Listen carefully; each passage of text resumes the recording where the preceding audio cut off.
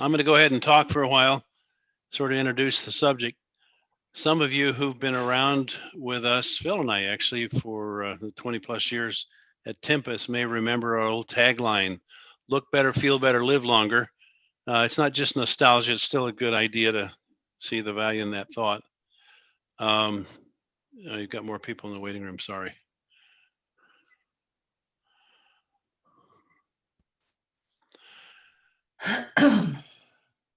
Why exercise? Now this, for you guys, is going to seem like a almost a silly question, but in point of fact, it isn't, and I'll tell you why. It turns out that if you look at the way society is structured, our work life structured, it really doesn't recognize the value of exercise. So I want to emphasize that, even though you already understand it in principle. Because if you don't, you will die younger than you needed to. Hear that. Those who do not exercise die younger than those who do. No exercise, die young. Exercise, at least die happier, but also die later and live well in the meantime. Uh-oh, you just dialed me out, Phil. Didn't work.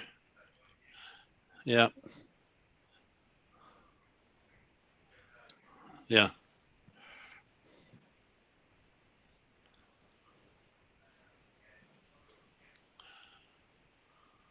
You're there, Dr. Mike. We can see.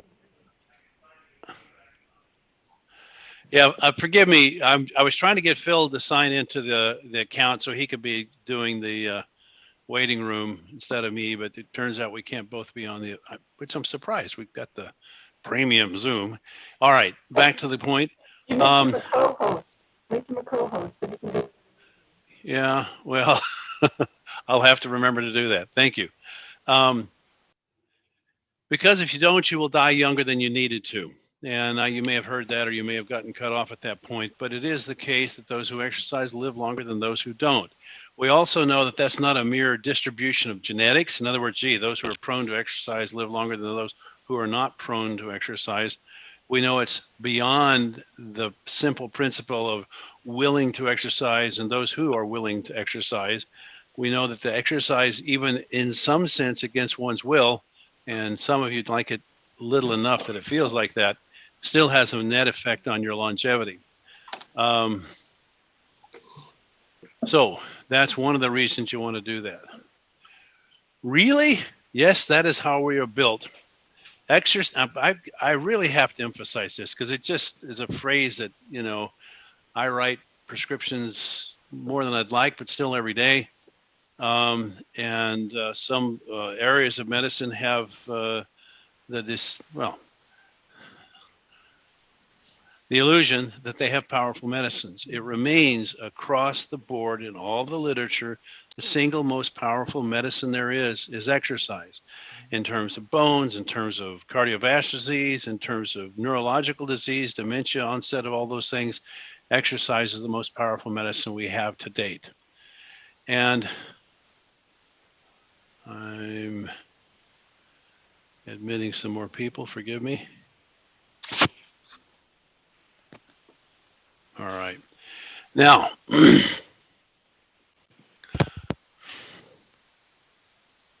all right. There's a simple kind of almost engineering thing to understand. We are living, breathing, energy converting organisms that rely upon movement and stress forces to affect positive change. The positive changes in our system are not limited to, as we listed here, circulatory, respiratory, musculoskeletal, digestive systems.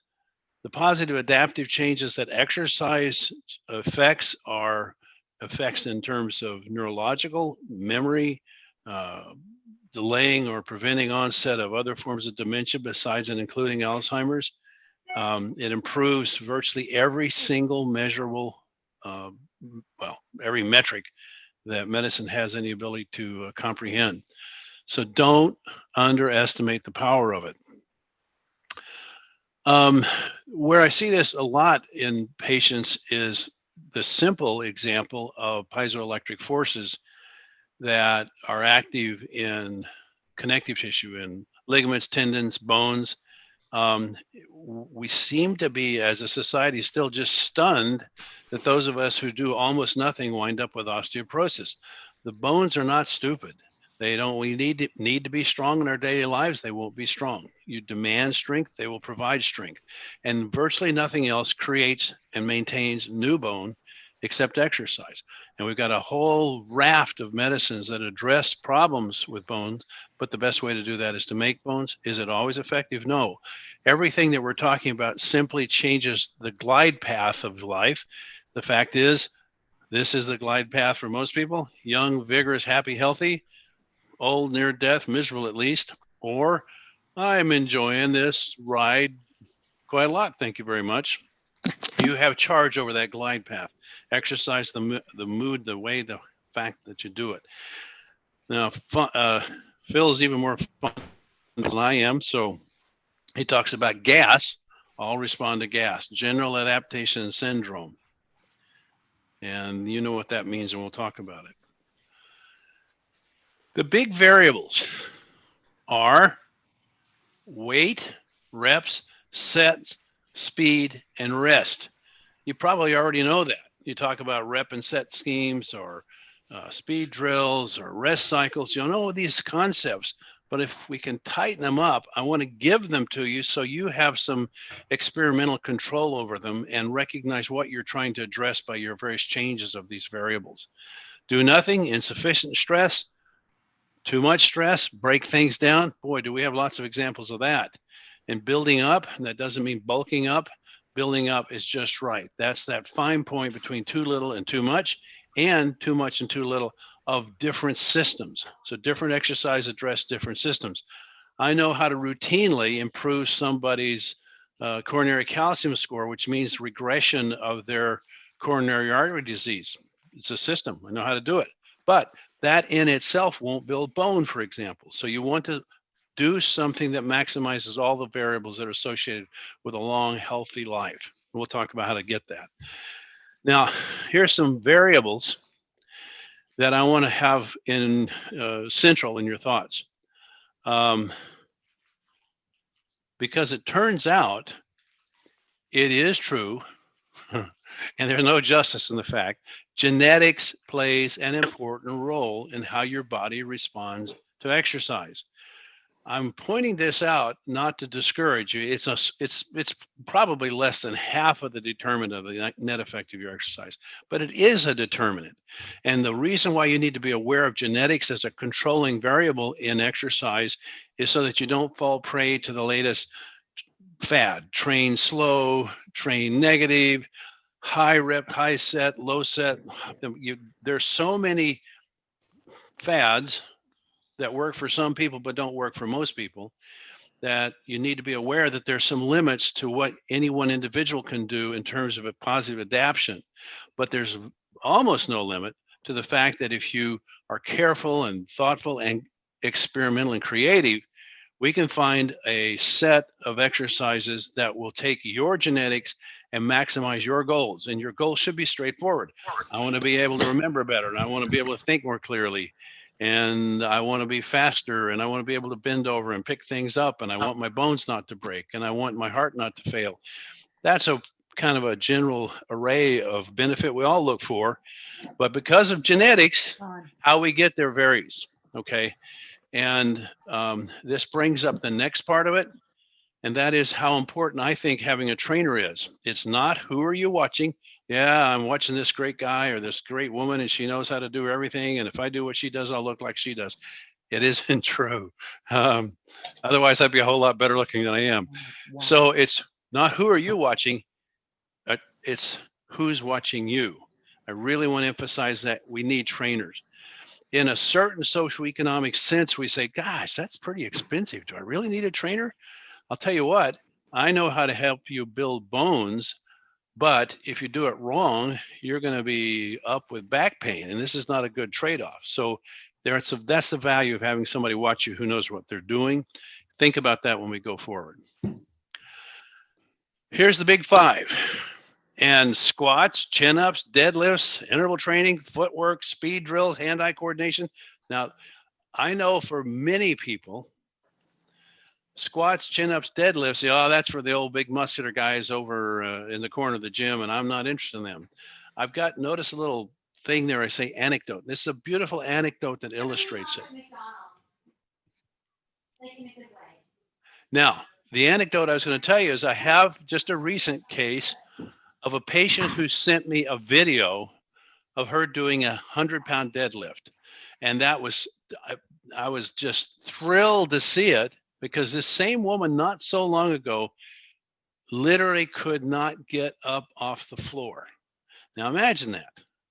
Could not get up off the floor, wasn't elderly, wasn't frail, but just, you know, through a kind of inattention, was unable to get off the floor. And I've got a video she sent me of her doing a 100-pound deadlift. It says squats, it was a deadlift. And that was just, I made me smile, made my weekend. I loved it. So it's a nice illustration. When I talk about squats, oh, that's not some big strong guy, or chin-ups, well, gee, I'll never be able to do those. By the way, most men tell me that. Or deadlifts. These are for everybody. And why they're for everybody? Because we want to make bone. These make bones. We want good posture. These help with posture. We want to improve our cardiovascular, cardiopulmonary fitness. We want to reverse or retard coronary artery disease or cerebral vascular disease. That's where interval training comes in. Now notice, this is important, interval training is hard and not pleasant. Go ahead, and somebody needs to mute their phone. Hey, Yeah. hello? Interval Good, how are you? training. Who is that? Where do we turn?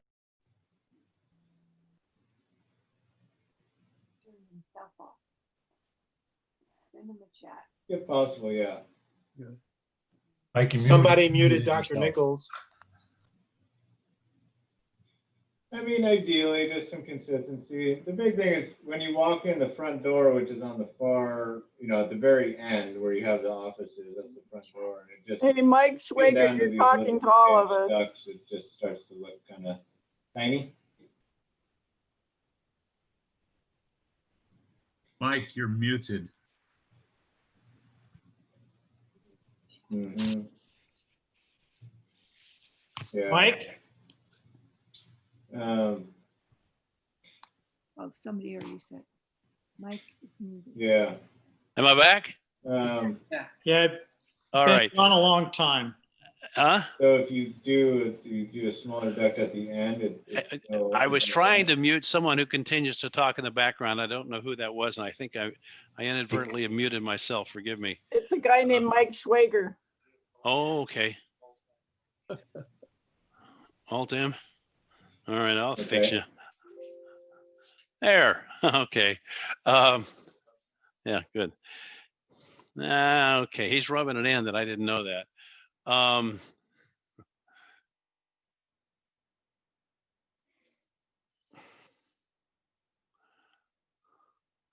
Okay, so let's for a moment recant this in case you didn't hear it. These are the big five because done properly, they address bone density, nervous function, brain function. Notice footwork's foot speed, hand-eye coordination, balance, coordination. Those are training your brain. The squats and chins and deadlifts, those are posture, those are bone density. There's 1,000 different things you can do in the gym. You don't have to do anything other than these five, okay? It's that effective done right. And the reason why I give you the anecdote of my wonderful woman who's now deadlifting 100 pounds and formerly couldn't get up off the floor is that's an example of what can be accomplished with focusing on these. And it doesn't mean you have to be built like I don't know, Arnold Schwarzenegger. I'm sure there's somebody more important now. The other thing about interval training, and we'll talk a little bit more about how to define or discover your own interval pattern. But interval training is supposed to be relatively short and it's supposed to make you miserable. The old saying Phil and I used in the gym is this is the fall off and puke protocol. It's supposed to be intense. The intensity of interval training is literally a measure of its effectiveness, but it should not be done repeatedly during the week, twice a week max, and it shouldn't be done excessively, like 10, 15 reps. You in fact will defeat a lot of what you're trying to achieve by interval training. We'll talk some more about that. This is the other thing that we always talk about. I always talk about, and you know, you've heard it from me. Dr. Mike, I hate to interrupt you. Are Yeah. you showing a presentation that we can't see? Oh my gosh, Yeah. I Phil, thought- Okay. how are we doing such a terrible job here? You'd think I'd be better at this by now, right? Well, that I'm not showing anybody the thing. I know. Yeah, just do share screen. Yeah, no, I know. Okay. I've got the shared screen thing. I'm just not.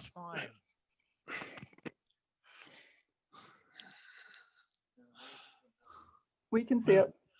I don't want that one. That's not the one I want.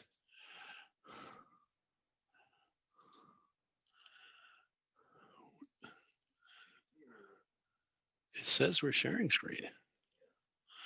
You guys see it now, right? Yeah. All right.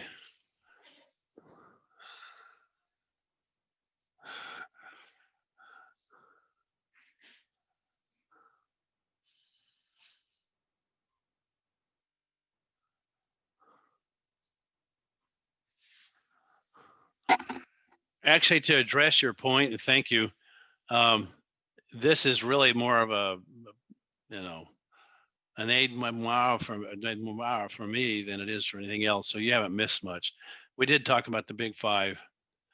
We did talk about this. We haven't got this. This is the what you weren't seeing, and that's measure it. They're not metrics if you don't measure them. And these are some that you're familiar with us measuring. That's phase angle.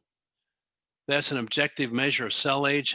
I want to be very careful with you. Higher is great, lower is worse, but there's quite a genetic variation. Back to my first point about genetics. Genetics are important variables here.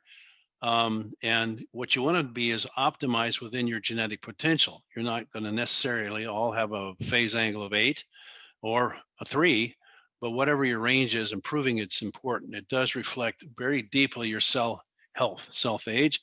Body composition, we're not all trying to look like we've got a six-pack, but we don't want to be obese. But how are we doing with muscle mass? Most of you have heard from me that in one of the largest longevity study, how much muscle mass you had was the strongest determinant of how long you're going to live. Now, that doesn't mean that somebody with 200 pounds of muscle is going to live longer than somebody with 100 pounds of muscle, but it does mean for your frame, for your genetics. Remember genetics again. Are you maintaining your muscle mass through time? And are you also, somebody else got oh, that's you. Okay. Are you also improving the symmetry and distribution of your muscle mass? In other words, your legs are more symmetrical, your truncal and core mass is gaining, your shoulders and arms have a relative symmetry, unless you play a lot of pickleball or tennis. But no, I'm kidding. You want to have even that be fairly symmetrical.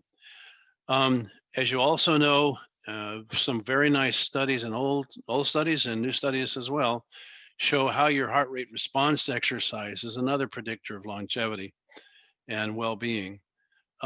So we like to see, or have you see, how does your heart rate respond to exercise? It's still a metric you should keep an eye on. Now there's some simple ones that reflect, optimization, and that's I can raise my heart rate 100 beats from baseline within 60 seconds, and it recovers 30. You've heard a lot of these numbers. Again, there's enough genetic variance, there's enough difference in intrinsic tone in the system that those numbers themselves are not as important. Are you, if they're quite good, are you holding? If they're bad, are they improving? Again, I've emphasized this genetic issue. And the reason why I brought it up several times this time is how many people lately I've run into have fallen into the trap of training a certain way because that's the way they were taught to train, or because they read about training that way. And what I'm still trying to do is empower you to be experimental. I want you to experiment within some reasonable parameters, but I want you to understand that there's enough difference. People are different enough that you want to be bold enough to go ahead and explore how this works, how your body responds. Other metrics, and you're familiar with these: bone density, hormone production. How's your growth hormone level? How's your glucose management? Is your insulin coming down, or is it going back up if you're one of those that's too low? You know about HDL2B, that's one of the primary things to clean out the arteries. All of these things are largely, not completely, largely under your behavioral control. And I want you to have the courage with a trainer to go and explore what optimizes these metrics for you. Now we have, and we explored it and we measured it and we have a cohort that we know it works. We've got the old Tempest protocols, and I think we've sent those out before, and they worked, but again, across a Gaussian distribution. Worked really well for some people, worked pretty well for most people, didn't work as well for other people. And if you can get some precision in the experiment, you can optimize that for each of you for every one of these and many other markers as well. Remeasure it, longitudinal data. Don't kick me if I use that phrase again. I know you've heard it too many times from me, longitudinal data. Now, one of the other variables that people are prone to, I see too many people feel like they've got to exercise all the time. And there's several cycles. Even the old bodybuilders talk about mesocycles and, you know, small cycles and big cycles. You have to have rest built into your training. And that doesn't just mean rest for the day. It may mean rest for a week. It may mean rest for a month. It may mean change your exercise behavior so completely that the workouts you're using this year aren't anything like they were a year ago. But are you on the right track?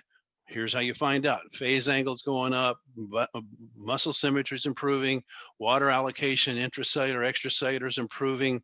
I'm seeing better and improved insulin sensitivity in guys as the testosterone up and the estradiol down. You know the list. All those things still matter. And you're probing your genetics and your willingness, your intentionality by experimenting with your workouts. It still depends on that first 5: squats, chin-ups, deadlifts, interval training, foot speed, all the same 5. You need to have those fundamentally, but are you going to do high rep sets? I'm doing 5 sets of 20. And I'm using lightweight and I'm blasting them out. Or I do 2 sets of 5 because that's as much as I can move and I'm slow as a snail. Experiment with those things. And what none of this addresses, but it applies to all of them, is protect your joints, protect your ligaments and tendons, because you're going to need those for a long, unless you get new ones like I did. But that was from damage that I did to them. Didn't wear out. The hallmarks of protecting your joints, your ligaments and tendons are your exercises are full range. They are prepared for by warming up, literally the same range of motion and movement are exercised or warmed up. And then by going through full range, properly warmed up, and exploring the speed of the rep and the number of reps, by exploring those, you'll come to discover what keeps you from an overuse syndrome or underuse wasting. And that's what you need to discover. Again, we've got the protocols, they work for most people, but I want you to discover and have some courage in discovering what works for you. A lot of you guys who've been at this for a long period of time, and I'm one of them, you fall into a trap of doing the same thing over and over and over. And then you don't even explore rest cycles. Rest cycles, a lot of exercise you can do every other day. Some exercises you shouldn't do any more than every 3rd day. Some of you shouldn't exercise more than once a week. Some of you can get away with exercising as much as 4 times per week. Again, depending on what the exercise selection is like. So let's talk a little bit about exercise selection. Talk about interval training. Interval training is another one of those where there's been some experimental work done. And the one that most people have heard of is the Tabata. And the Tabata is a 2010 intensity versus rest cycle. Notice that 2-to-1 ratio, relatively short period of exertion.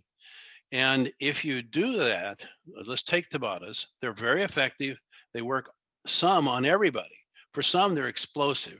For others, it's just too demanding, because not at the will level, but at the mitochondrial recovery level, that's too short a recovery cycle. So then you start to experiment. Gee, maybe I need to go to a 1-to-1 ratio. Let's try a 20-20. In other words, 20 exertion, 20 rest. Humans are prone to wanting, oh yeah, I need the longer rest cycle. Gee, how about a 1-to-5? Okay, I'll do 5 seconds of exercise and I'll rest for an hour. That's not the right idea either. But there is a reason to begin to explore what the explosive work part of the equation is and what the rest part of the equation is. As a general rule, the shorter the work cycle, the more its ratio to the rest cycle. And as you get to longer exertion cycles, you get to where you have multiples. So I have a 30-second intensity, I might have a 2 to 3 times as long recovery. So just keep that in mind. Shorter, you want more of the exercise to rest, but you don't do many of those. 20-10s are tough. And if they're not tough, you're not doing them, okay? Now, there are people, and I'm, again, one of those who loves doing hills on a reset cycle. Just do the hill, walk down, do the hill, walk down. Very long rest cycle, but extreme intensity if they're done properly. Well, they're also 1, 2, 3 minutes long. So that's an example where that needs to be a relatively miserable period of exertion. And I say that, I hope you can tell I'm smiling, because some people love that kind of misery. I used to love that kind of misery. I'm seeing some faces I know love that kind of misery. And there are others who hate that misery. The beautiful thing about interval training is it should be over a short enough period of time you can put up with it. But again, I want you to go out there and experiment. Maybe I'm a Tabata guy. The 20-10 is what I need to do. I got to do 5 of them. I got to do them twice a week. That's fine. But that's not going to build bone. It'll help, but it's not going to build bone. So that's where it does have its effect, is on neuromuscular and musculoskeletal things. So that's great. The other forms, squats, chin-ups, deadlifts. Chin-ups are another example, like the woman I gave you the example of deadlift. You may have to have an assisted pull-up, and you don't necessarily have to have one of these big machines that's counterweighted and everything. You can just get some bicycle tires and stand on those. But you have to, if that's what you need to do chin-ups, fine. Now, chin-ups are an example, using the extensor mass of the back, tend not to get that much more gain by increasing the rep range. So I'd rather you decrease the assistance or increase the load carried, rather than pushing the number. Oh, gee, now I can do 30 pull-ups. I'd like to hear that you're doing 5 pull-ups with a 10 or 20 pound weight around your waist or weight belt, rather than you went to 20. Now the 20 has a role, there's a place for it. It might fit into some goals you have. I used to care a lot because I was a climber, but that's not going to do what you can do, which is get the exercise and postural changes that the chin up can bring if you can bring some more strength into the extensor mass. So that's one where lower rep ranges are a good thing to think about. Deadlifts are another one. The beautiful thing about a deadlift is, done properly, it is the best thing you'll ever do for your back. It's almost impossible to do it right, to do it properly, and that's why people get injured doing it.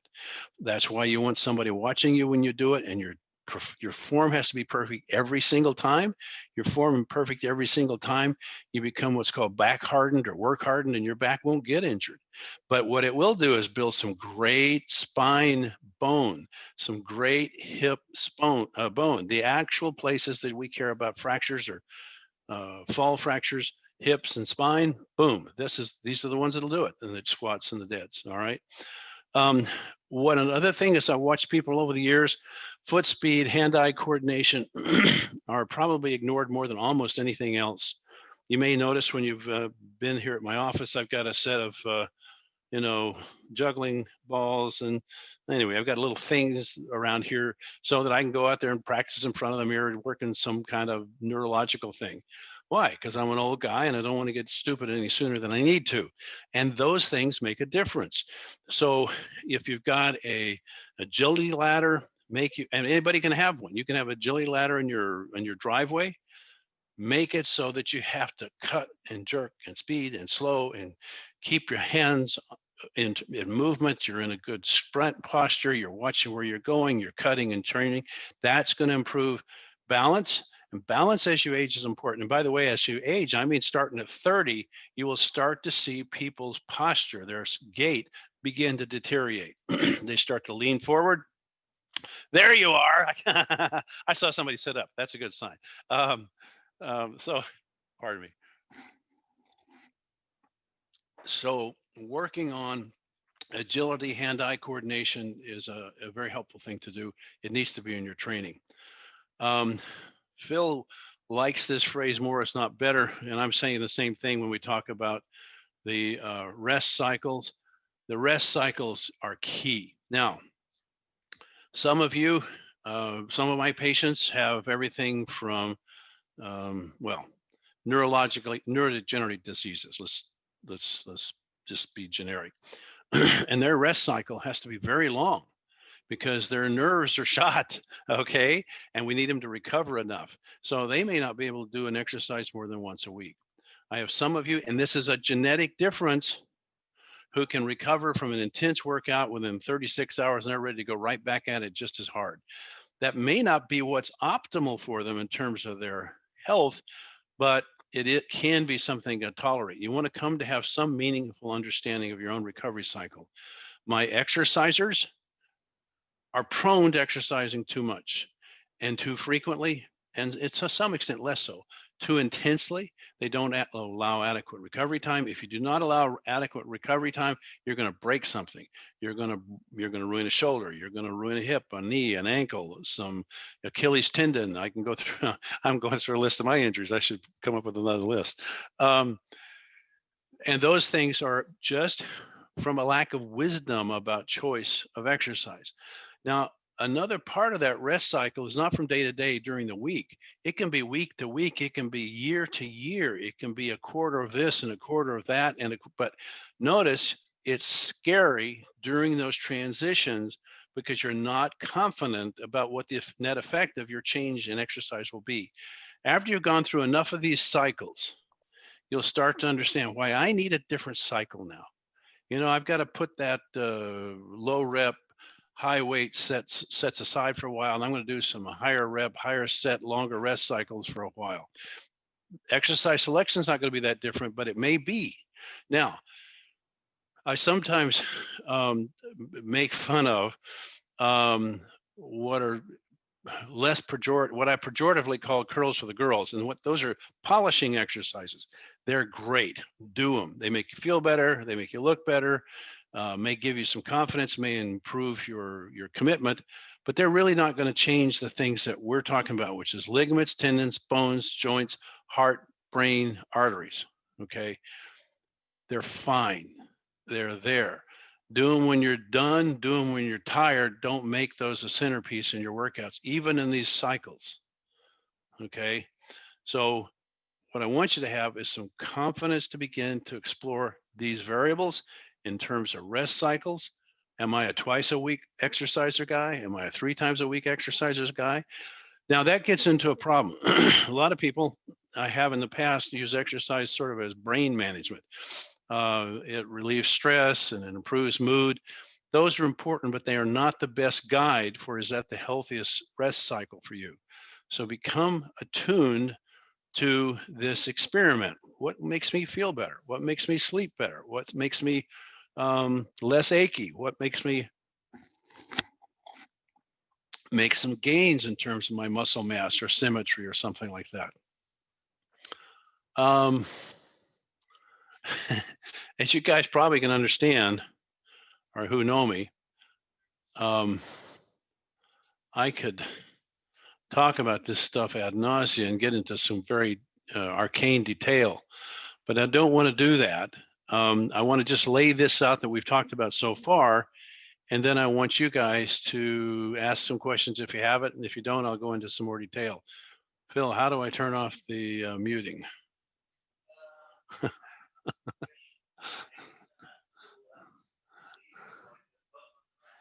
Well, you said the Control M or whatever it was, Alt M. How does that turn it off too?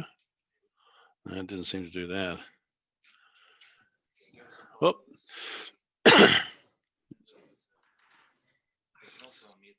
Yeah, you guys are welcome to unmute yourself Ask away.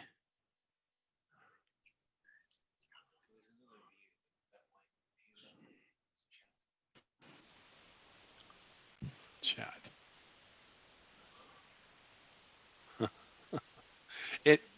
All right. Any questions? Sure. Shoot. Is that a question on how to determine the right rest cycle for yourself? Is there, I know we collect data, but how would you look at what's the proper rest cycle? Okay. So the proper way to do it is to do the kind of longitudinal testing we do often enough that you've actually begun to drill into the variables. As you may know, we've talked, as a rule, when I see somebody, I'll try to focus on one thing, have only one drink a month, or, I'll try to get it defined, because if we can define it, then I'm a lot more likely, a patient's more likely to be able to make some sense out of what the interval changes are. But on a day-to-day basis, rather than a quarterly basis or whenever you come in for body comp basis, the other way you can tell is, how's your sleep? How's your sense of rest? How's your sense of well-being? How's your clarity of mind? These are real things that matter. They have their own cycle, in some sense influenced by circumstances, or in our case now, COVID. But there should be some change in those kinds of parameters if you're in a proper rest cycle. For people who are willing to explore this, the most difficult thing is making them realize that it's okay if you take a week off every now and then, and you're not going to die, and it may be the best thing you'll ever do. In other words, have some courage to explore that. But do pay attention to these more or less, and I don't want to emphasize that too much, these more or less psychological issues. Sleep quality, sleep duration, sense of anxiety or worry or fear, all of these things which, we put in the category of psychology, are reflecting some deep biology too. So those are an example. Does that make any sense? That help? Yeah, completely. Okay. All right. Yeah, I just try to guess on just on myself. I find that if I can get out every day doing something, doesn't have to be high intensity, that I feel better. But it doesn't. And I think that's a great point. As a matter of fact, many of you have heard this from me. I'll be asked, well, what about exercise? I mean, what about walking as exercise? Say, that's not exercise, but it's really good for you. In other words, it's not going to probably change at a direct measurable level your phase angle or your body composition or your testosterone levels, but it is dialing into a lot of the hypothalamic and pituitary and, quite frankly, prefrontal neurological markers that make you healthier. So yeah, those also reflect how your rest cycles are matching your genetics and your disposition. So yeah, I agree with you. Just getting out and doing something. But what for the guy who's trying to encourage all of you to really dig into exercise, I can't emphasize, well, I could, forgive me if I do. I don't want to overexercise, but I want to make it clear for you that the need to do something every day may be a problem in itself. And, I've got people who need to do something 5 times a day. Well, that's not a good solution either. So need to do is maybe not the best metric, but I absolutely agree with you. Getting out for a walk is good for everybody. So I wasn't too harsh on you who need to get out every day. You're fine. All right. None whatsoever. It's no, need to do means I get out of this room because I spend 12 hours a day working here now. Oh, That's yeah, the I need hear to that. do. So Now, sanity is an important measurement. I left that off the list.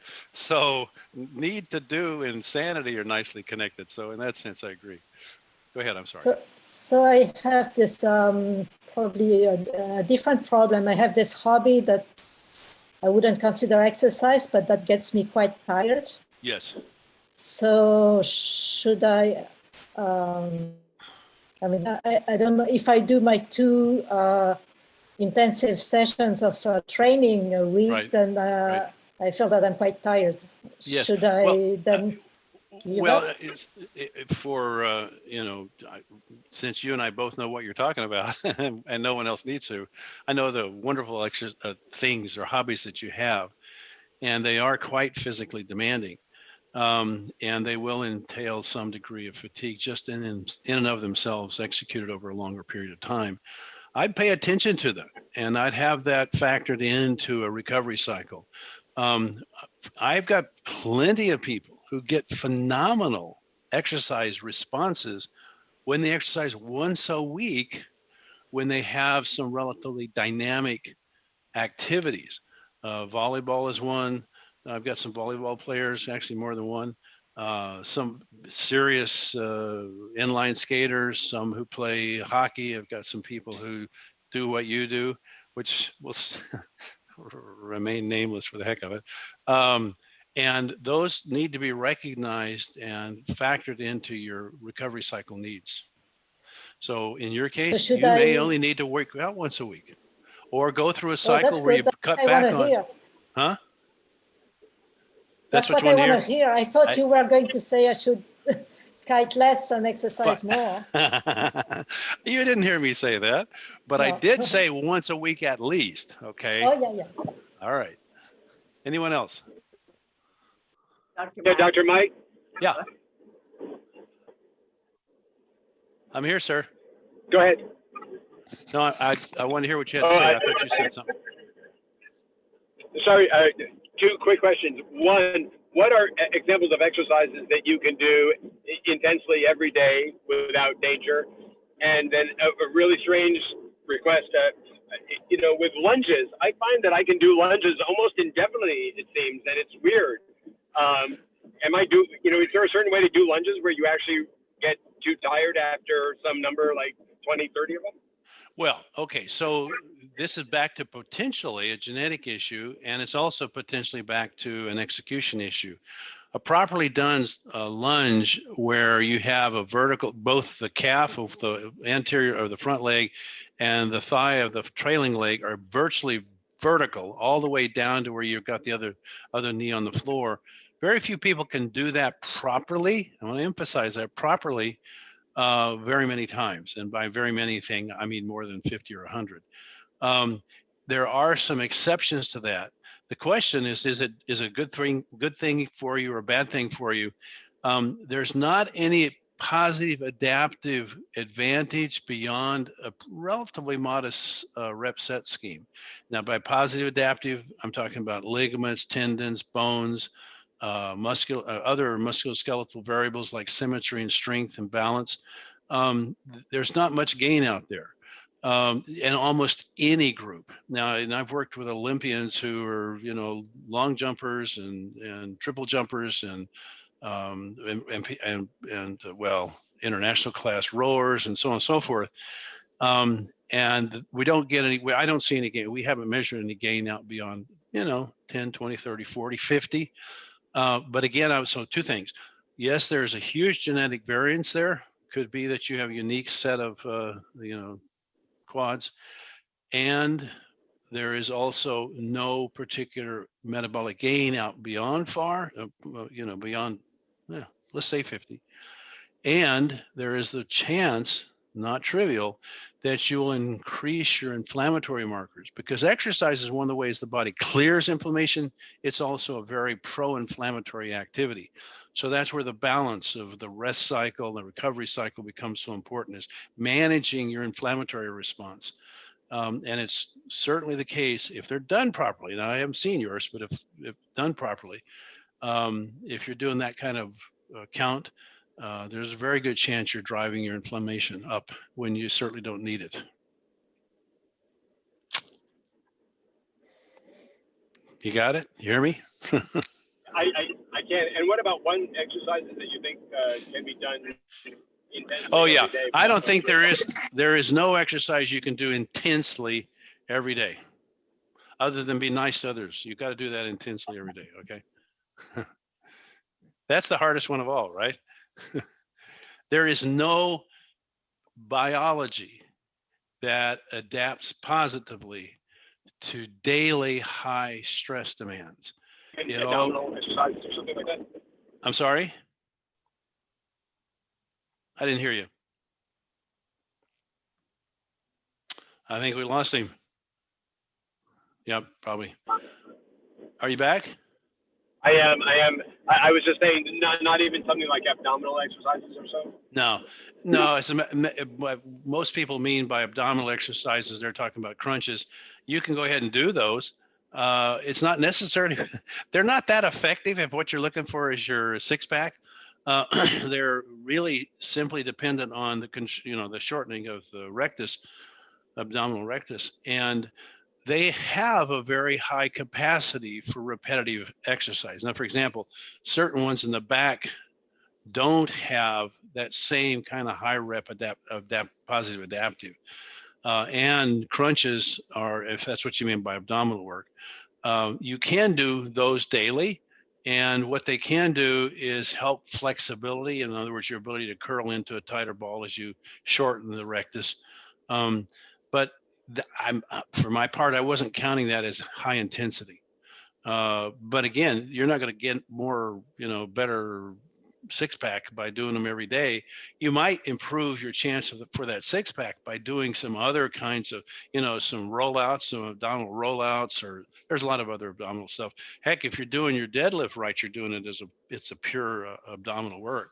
So if you want to do crunches every day, that's fine. But I hadn't thought of that as intense. So forgive me for that. So that makes sense. Thank you. Okay. Anyone else?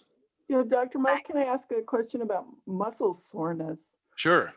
So I used to believe that if you got really sore the next day or 2 days after exercising, you should just wait until the soreness went away. But then lately I found it's better to do another workout and it goes away. So, Yeah, that's a great discovery, by the way. okay. So no, it's an important discovery. Let me kind of tighten up the idea. The general rule is being sore at 24 hours, that's great. That's a good sign. Being sore at 48 hours, it can kind of go either way. Yeah, it's okay, or maybe overdid it. If you're sore at 72 hours, it was too much, too intense, and you shouldn't do that more than twice a week, maximum, probably once a week, until you can develop the capacity tolerance for doing that twice a week. So yeah, some soreness, not a problem. If you're much better on day 2, it's okay to go ahead. It actually improves the soreness cycle.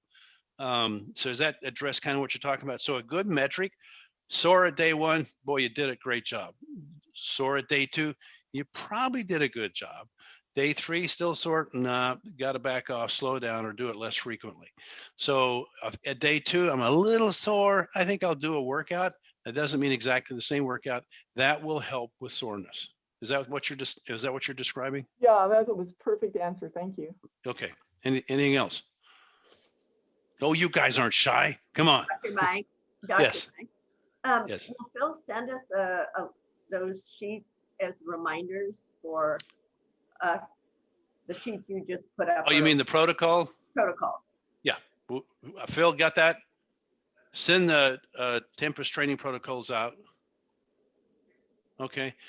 You kind of have to interpret them, because what that is a script from some videos we produce for offsite trainers from Tempest, but they still describe pretty much what we're hoping the heart rate will look like, pretty much what we think exercise selection should be. And again, that's it's a pretty strict protocol that we had patients following at Tempest. And just to be clear, it was a phenomenal effect for some people. It was a good effect for almost everyone. It wasn't such a perfect effect for some others. So there is some route, and I know you've heard me. I'm encouraging all of you to explore this. I'm encouraging you to kind of dive in, explore how your body responds to various exercise, various intensity, various recovery cycles. You've got time to do this, and it will pay off. You will become, you still want a trainer watching you, but you'll become a master of your body. Excuse me, if I can say it that way. But I'll have him send those out. Thanks.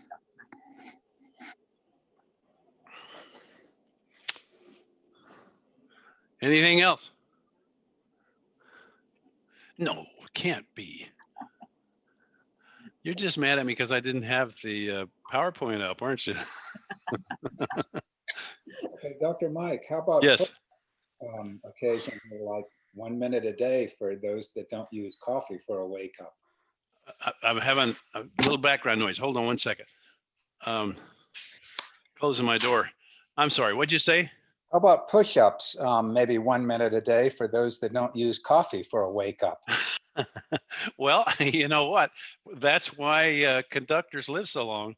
Waving those arms around has a very measurable and real effect on cardiovascular fitness. The only reason I'm a little reluctant about push-ups is the shoulders are one of the vulnerable joints, you know, and how wide or how narrow you need to do push-ups to protect your particular shoulder. That's the only variable I have. If you're asking, is that work? That's great. It has an amazing, and we've looked at the heart rate response to that. It has an amazingly healthy effect on heart rate response. So I think that's great. Can I also have my coffee though? That's the only problem with that. I like coffee. I got to admit, I've got that clear the caffeine in no time gene, so it's a lucky thing. But yes, there is some remarkable cardiovascular besides musculoskeletal benefits to push-ups.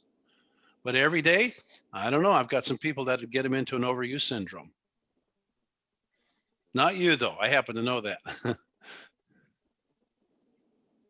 Fair? All right. Anyone else? Dr. Mike, Yes, sir. how do you self-assess like the things that you really need? You know, is there any kind of battery of things you can do that would help you determine where you need to focus? Well, I'm going to say yes, but I don't mean it. Now, let me explain what I mean by that. I have people who come to see me sometimes who look fit, strong, they're good athletes. I think they're just going to be great, and I can hardly wait to see all their metrics. And they've got terrible osteoporosis, or they've got celiac disease that didn't ever have symptoms and has already started to cause early cardiovascular disease. So the answer is there's just not anything short of measuring stuff, fundamental physics, physical things that will assure you. But are the other things, again, back to sleep and that sort of thing? So you're asking for some other middle ground question that I don't quite understand beyond let's measure it, but you don't want it to be just sleep and soundness and sense of well-being. So what are you looking for? Help me, and I'll see if I can answer it better. Oh, I mean, I guess I was just thinking in terms of the actual physical exercises, you know, whether, you know, push-ups or sit-ups or deadlifts or, you know, what have you. Well, okay. So if you're, am I on the right track when I'm doing squat sets of standard 3 sets of 10? Okay. Is the power with which you're moving through the range improving? Not just I can lift this darn thing and I can put it on the rack, but I'm actually feeling more fluid and I'm moving with the weight absolutely vertically through the range as I'm mastering this form. And I'm discovering that I can get a little deeper with my squats than I could, you know, a month ago or 6 months ago. You've got ways of looking at these things as acts of beauty. And I truly mean that literally as acts of beauty. When we do what our fundamental biology is capable of, it is beautiful. And often if you see somebody who's injured in the sport, it's because that sport's not beautiful for them. If you've got a ballerina who's always got ankle problems or foot problems or knee problems or hip problems, that's not their sport. That's not their art. And oh no, they're all injured. No, it's not true. Some of them are never injured. And they're made for it. Same with runners. There are people who are brilliant at speed work and they can run 100 yards, you know, 10 times every day and never injure anything. So you want to look at it as an act of beauty. How perfectly are you executing? Now notice I didn't say how much did you move and how many times you did it. How perfectly are you moving the weights when you do a deadlift? How beautifully are you executing those pull-ups? I'm in a dead hang and I retract my scapula and I pull them down and my chin is not just up to the bar, it's over the bar. That's a beautiful pull-up. So that's one of the ways you begin to answer the question you're talking about. How beautifully have I executed that particular maneuver? And then is it becoming more beautiful? And then is it getting more powerful? And then is it getting better range and more fluid movement? Does that make sense? Yeah, it does actually. Yeah, thank you. Yeah. And so as I've just revealed, I look at exercise as this great art, this exquisite expression of the beauty of the human animal. And human animals are good at so many things. and they don't look sloppy and they don't look awkward, and they move like a leopard, or they move like a lion, or they move like a kangaroo. That's what we're supposed to move like. We are those beautiful animals, and that exercise is to help us achieve that physical beauty. And as fat and ugly as I am, I can still be more beautiful in my movements if I work at that beauty of that movement. Okay. Yeah. Anything else? Are the other big lifts, like, you know, bench presses and things like that, are those some of the like important ones to work on too? They're not quite in the polish exercises, you know, like I was talking about, the, you know, look better, I want to feel a little better. The standard three that big old hunky guys do are bench press, deadlift, and squat. And the big old hunky guys want to have a triple lift of at least 1,000 pounds, or they're not even going to show up in the gym. So bench press is considered a benchmark of strength, but I don't emphasize it because unlike these push-up sets that Jim was talking about, they don't have quite the same cardiopulmonary advantage that we see in the arm waving of a conductor or doing a lot of push-ups. But I used to consider it one of my favorite parts of my workouts, and it would come in after, in terms of value, the squat and the dead and the pull-up. And if I had to choose only two, it'd be deadlifts and pull-ups. But I'd sure want squats on there. Well, yeah, I'd like front squats. I mean, I can add things, but I want you to be clear about that. Focus on those 5 things, and don't put neuromuscular, neurovascular, or neurological things down on your list. I listed it last, but it belongs right up there with those. But are you going to, what I consider a great workout, including a bench press, but I don't care if anyone ever does a bench press if they do those other things and do them well. Got it. Thank you. Dr. Mike? Yes, sir. So one major area that I thought you used to talk a lot about, but I didn't see in what you described today, including Yes. the big 5, was flexibility. Well, I don't know if I was on during that time. I said, be sure and protect your joints, and proper exercise properly done was full range. And as it's done best over time, you improve your flexibility in the execution. So it is key. And you and I've had that discussion very pointedly. We both have been very interested in certain kinds of flexibility moves. I used to be very flexible. So if I didn't emphasize it, it was hidden, and the point's not lost in that idea of protect the joints by doing full range work. And full range work does mean how are your splits coming? Full range does mean when I do a squat, I'm not coming to parallel, I'm dropping butt in the bucket. So I care a great deal about flexibility. Shoulder flexibility, for example. A lot of people who have shoulder pain, it's simply where they've got adhesive capsulitis because they're not used to moving their shoulders in full range. So we want full range. I do want flexibility, and I didn't name it, and you're right about that, but it was hidden in that premise of talking about how to protect the joints, ligaments, and tendons. So I agree with you. That needs to be on the list. Well, would you go as far as to say, like, people in my age group, or I think most of us' age group. You're what, 30, 35, something like that, right? Okay, go ahead. Could consider maybe adding yoga or something like that? I think, well, okay, this is an old saying. A doctor's practice is governed by his best case, worst case, and last case. I've seen far more people than I would expect injured with yoga. Mostly because they were in a big class and no one was watching them, and they were doing a plow and they were dropping back on C2 in their cervical spine instead of T1. So you could, if it's done properly, it will help. But that's another one of those where I want that to be done carefully. Yoga's fine, Pilates is fine, even standard, plyometrics and box jumps and things like that, they all help with that as well. But I'd be careful with yoga. If I'm just working on dog down or dog down because of my back, or I've just started doing the Cobra because that'll help my thoracic spine. I mean, there are some simple limits to it. But if you mean dedicated yoga, as you well know, there are many forms of yoga. And my preference for yoga is really the emphasis on breathing and its connection with inner awareness, so to speak. So I'm careful with yoga simply because I've seen a lot of injuries. But are you asking, could that be an example of a good flexibility thing? Yes, it absolutely can be. Okay, thank you. Well, Mario. Hey, Dr. Mike, sorry. Go ahead. Go. I was just wondering, am I the wrong way? Sorry, I was just going to ask about squat, and there's something called the, forgive the expression, the butt weak. Is that a flexibility issue, something that people should work on? If they have that is a flexibility issue.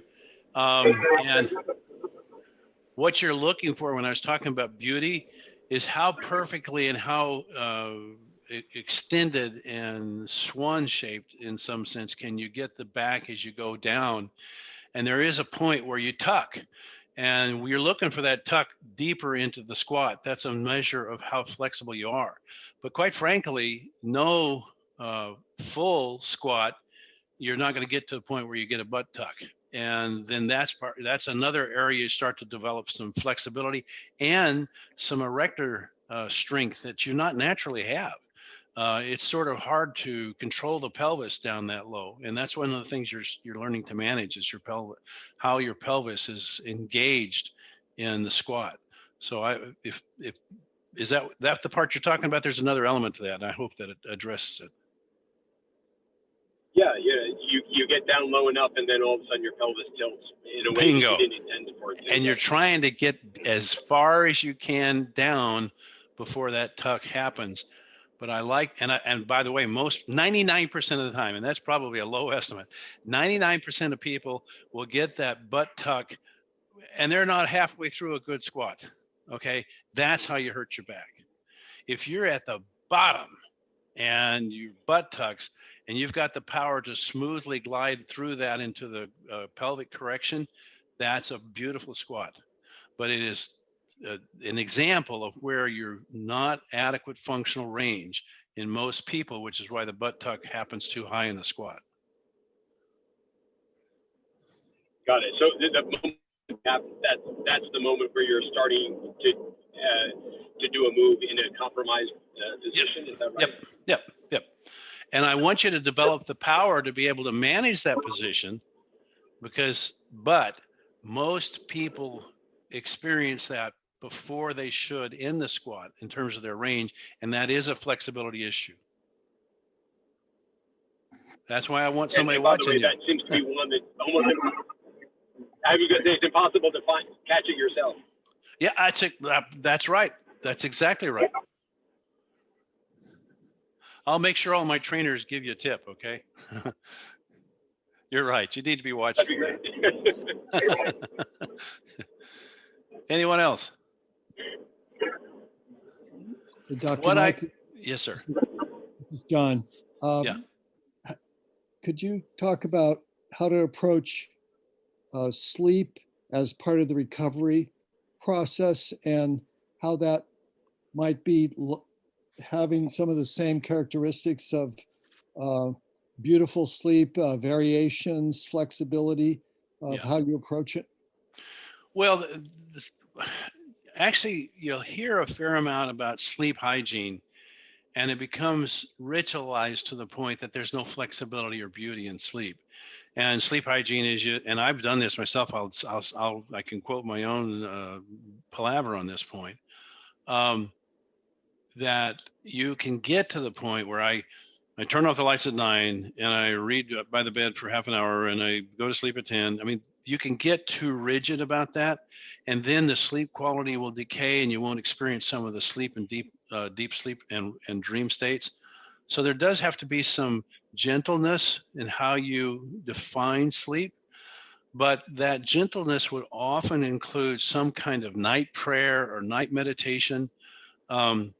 If you look, you'll discover some very beautiful, within virtually all of the traditional world historical religions, some beautiful night prayer, some beautiful night meditation.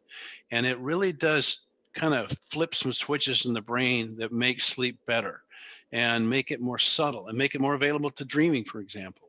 And there is some, as you know, we have these light sensors all over our body, not just in our eye. Our body does know whether it's fall, winter, summer, or spring by the color, the color of the light, the color intensity, or not the intensity, but color temperature. And so we do have to have some flexibility in sleep, but that's a pretty subtle art to learn how to do that.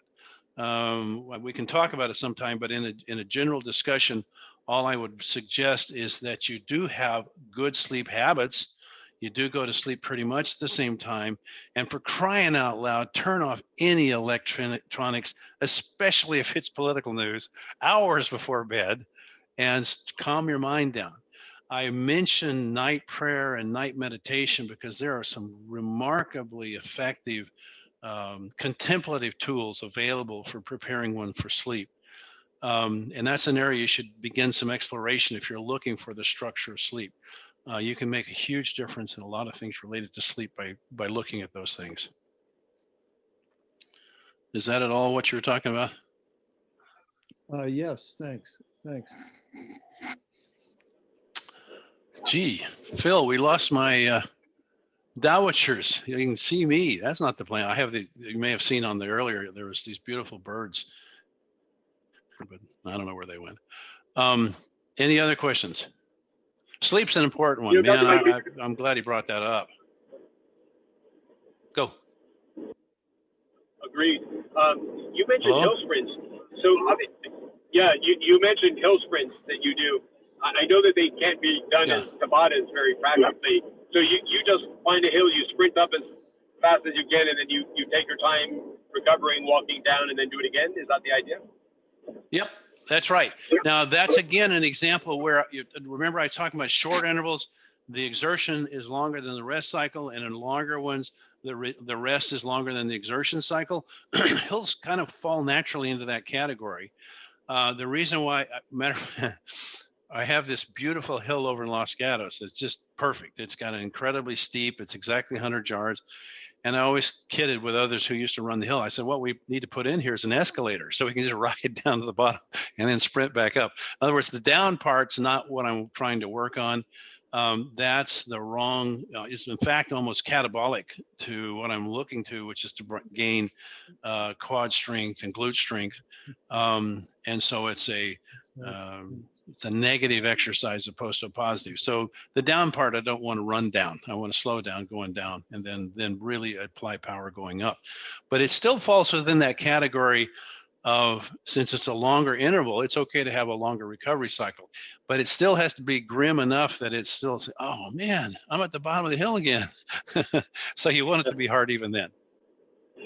Roughly how much time running up relative to the time walking down, would you say? From watching, I've done this. I used to do this one hill with a lot of people and time them and stuff. It turns out to be 3 to 4 times their up time. Got it. And that's just to give you a rough idea. It depends on how steep it is and how long it is, but yeah, I'd say 4 times. Dr. Mike? Okay. Yes. It's Anita. Remember how we used to have a protocol, and I realized you said you have to watch your own body, but there was like a day 1, a day 3, and a day 5, and heart rate variability. How does that fit in now with following what works for you? And it may have changed, and maybe you work out once a week, maybe it's like. Well, Anita, we're going to, just to address a prior question, we're going to go ahead and send out that old Tempest protocols. It's still a good place to start. To get to your question, and I'm glad you bring it up, I know I've used this phrase 5,000 times already, and I know from working with people, hundreds of people over decades, it's scary. I want you to begin to experiment with your exercise, experiment with your protocols, with your exercise selection, your intensity selection, your recovery cycles. This is not a sprint. You're going to fix yourself forever over the next 6 months. You're going to learn over the course of years what keeps you healthy, what keeps you not sore, what helps you sleep. So to get to your question, yeah, that protocol is still valid. It still works dramatically well for most people. But even then, the research cycle that protocol was a year. And our first data was published on the 6 months returns on exercise. So that wasn't someone I followed for 5 years. And when I work with an elite athlete over many years, we go through whole, completely different cycles of training, depending on where they are in terms of preparing for a meet or preparing for, training with another partner they're not used to working with. So the point is, it really does entail some experiment. And one of the more important measures for that experiment is back to that genetics. What does it take for you to recover? What does it take in terms of frequency for you not to be sore, not to be anxious, not to feel miserable, not to feel tired? How much time do I need? Now, you're going to be in constant dialogue with maybe expecting something from yourself as opposed to relinquishing to rest. But the inertia that you need to fight is not, I don't want to exercise. The inertia you need to fight is that you're not pushing against that limit and looking for an improvement across all the metrics that you're tracking. So you want to continue to hope and expect more, but you also want to say, I want to be relaxed. I want to be rested. I want to not ache. Those are all valid ways to assess how frequently and how intensely you should train. They belong on the table in the discussion, whether you're an 18-year-old miler or, well, nowadays milers are older than that. That was Jim Ryan. Nobody's on the line old enough to remember him, but he ran the first 16-year-old sub-4 miler. Anyway, you need to continue to explore that boundary between recovery, intensity, and sense of well-being. Okay, thank you. Dr. Mike, on the subject of heart rate monitoring, Yes. Are there, obviously Tabata is one kind of approach, with the high intensity interval, but then Yes. also the AT day is Right. Sustained submaximal. Yep. relative to your max. Yeah, so relative to your max, when you say submaximal, roughly how submaximal do you mean? Well, when we did that precisely, we measured what was your anaerobic threshold and what was your VO2 max. And there's an old rule of thumb, okay, your anaerobic threshold is 80% of your VO2 max, or put another way, again, inaccurate, it's 80% of your maximal heart rate. That's a good rule of thumb. On the other hand, submaximal exercise, and the 2K row is a good example. No, by the time you're at the end of 2Ks, you're anywhere from 5.5 to 12 minutes out, you're tired and your heart rate's pretty high. So it's not as simple as, well, your anaerobic threshold is 80-90% of your VO2 max or your maximum heart rate. But you should be able to sustain with relatively comfortable effort the exertion level for at least 8 minutes. That's what you're looking for. Got it. By the way, is there a poor man's version of the VO2 max that one can do? Yeah, actually there's, oh shoot, I can't remember, one of the universities, one of the brick schools, in other words, not the fancy ones, has a pretty nice study on a box test for VO2. It's pretty accurate. Another one that you can do, and I know it sounds, well, I'll tell you what it is. Figure out what your mile time is. That's a pretty good way to look at, because that's somewhere in the right time range, right? Somewhere between 4 minutes and 12 minutes, let's say, then you can actually do a pretty good imputation of what your VO2 is from your mile time. And if you can't run a mile, that's okay. Walk that part. See what your mile time is. You need to have that exertion across more than 4 minutes. 6 to 8 is the right range, maybe 10 minutes. And then that's how you can, the box test, mile run, any of those things will give you some metric that can see, this is the amount of money, this is the amount of VO2, oxygen, carbon dioxide exchange my system can experience over time. It's a pretty good predictor. I'll have Phil look up the box I can't remember how high the box was. And basically it's step up, step down, step up, step down, and with a certain cadence over a long enough period of time would give you a pretty good VO2 max guess. There are a couple of others, but that's a good one, easy to do. Got it. And By the way, I'm is there in a the process. certain, I'm in the process of. Well, I won't see the real estate agent for sure until tomorrow, and so this is all speculative. But I'm in the process of getting a smallish gym where I can put the VO2 machine back up, and we can begin to measure this for some of you people who are interested. got it. By the way, is there a kind of recovery profile, beats per minute or whatever, that you look for as a marker of a good recovery Well, rate? yeah, it depends on how early in the workout it is or how late in the workout it is. The standard when you're looking for recovery is 30 beats in 1 minute. And what does that mean in the first part of the workout, the last part of the workout? I'm not trying to, I'm a metric guy, but I'm not trying to, trivialize or relativize all of these things. But it really depends on, is it early in the workout and I get a good recovery, or late in the workout and I don't get much of recovery.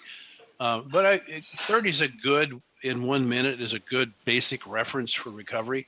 Most people who train at all, it's much more than that. Some people, depending on their vagal tone, it's not that high and they're still very fit.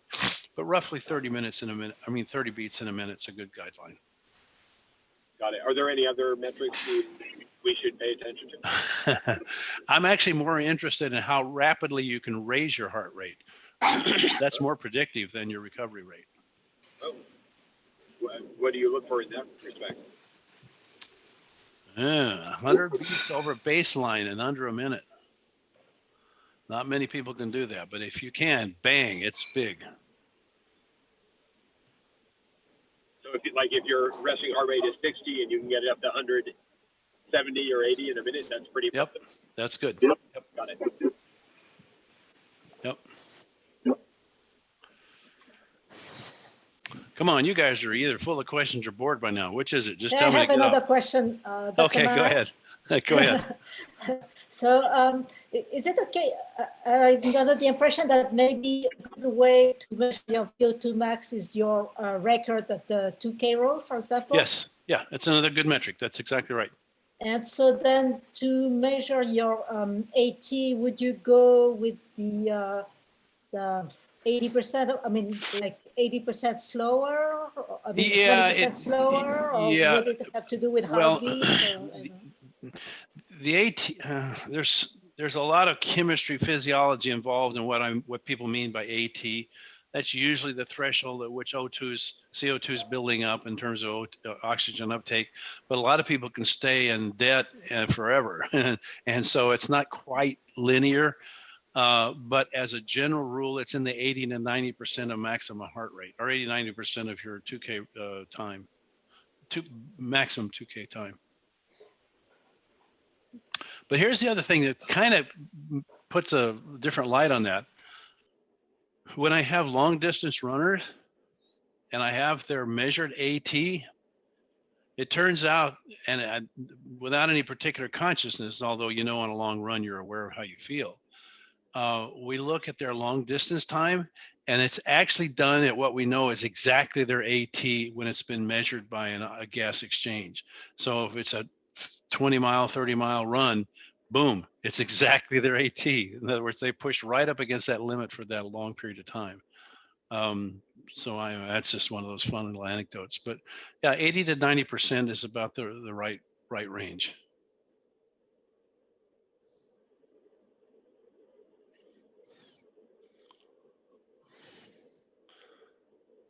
All right.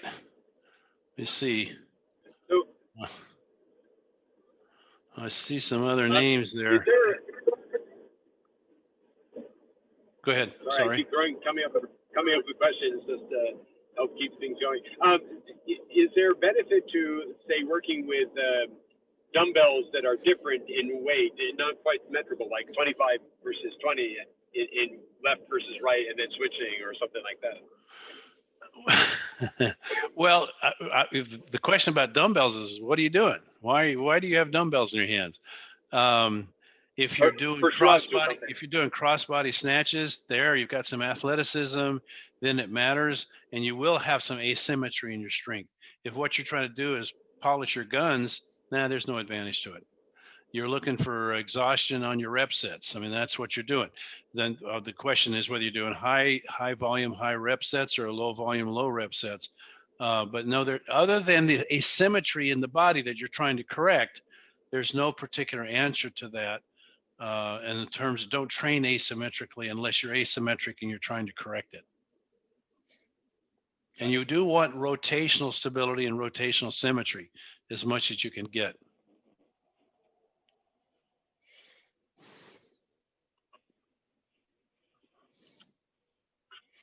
All right. Don't do me any favor, guys. Leave me if you want to. Tell me to get off this thing, or I'll answer questions as long as they're there. I'm not trying to harass you.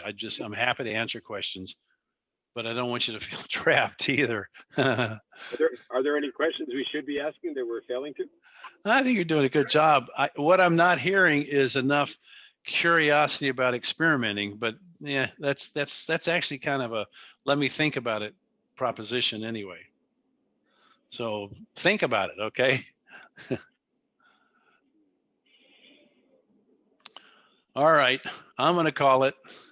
It's been great, and I'm glad for all the questions. These are great questions.